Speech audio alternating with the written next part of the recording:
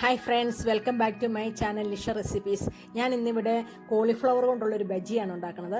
നമ്മൾ മുളക് ബജി സാധാരണ ബജി എന്ന് പറയുമ്പോൾ നമ്മുടെ മനസ്സിൽ എപ്പോഴും വരിക മുളക് ബജിയാണ്. അത് ആണ് നമ്മൾ സാധാരണ കോമൺ ആയിട്ട് എപ്പോഴും നമ്മൾ മുളക് കൊണ്ടാണ് നമ്മൾ ബജി ഉണ്ടാക്കുന്നത്. ഇത് ഞാൻ കോളിഫ്ലവർ കൊണ്ട് ഉണ്ടാക്കിയത്. നമുക്ക് ഈ പെട്ടെന്ന് തന്നെ നിമിഷ നേരം കൊണ്ട് ഇത് നമുക്ക് ഉണ്ടാക്കിയെടുക്കാൻ പറ്റും.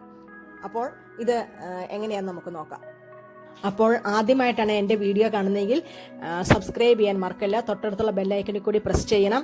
എങ്കിൽ മാത്രമേ ഞാനിടുന്ന വീഡിയോസിൻ്റെ നോട്ടിഫിക്കേഷൻ ലഭിക്കുകയുള്ളൂ. ഞാൻ ഇതിന് 1.5 കപ്പ് കടലമാവാണ് എടുത്തിരിക്കുന്നത്. അതിലേക്ക് ഞാൻ 1/2 ടീസ്പൂൺ ചില്ലി ഫ്ലേക്സ് ചേർത്തു. അതുകൂടാതെ 1 ടേബിൾ സ്പൂണോളം മുളക് പൊടി.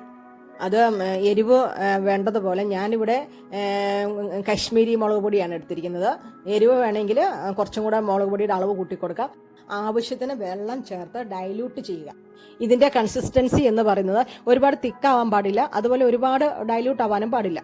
അതിനൊരു മീഡിയം ഇതുണ്ടത് കാണിച്ചു തരാം. അതിൻ്റെ പരുവം കാണിച്ചു തരാം.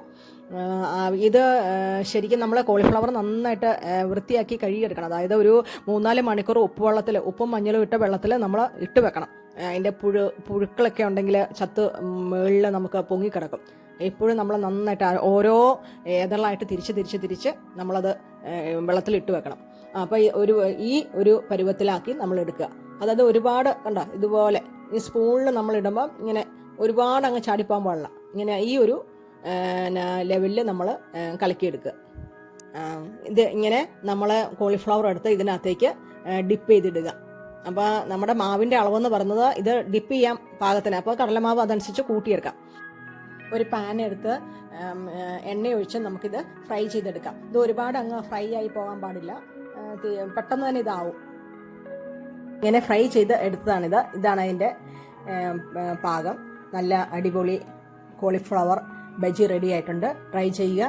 ഈ കടലമാവ് ബാറ്ററിലേക്ക് നമുക്ക് കുറച്ച് കാര്യങ്ങളും കൂടി ആഡ് ചെയ്യാം. അതായത് ഇതിനകത്തേക്ക് ചെറുതായിട്ട് പച്ചമുളക് അരിഞ്ഞ് വേണം ഇടാം.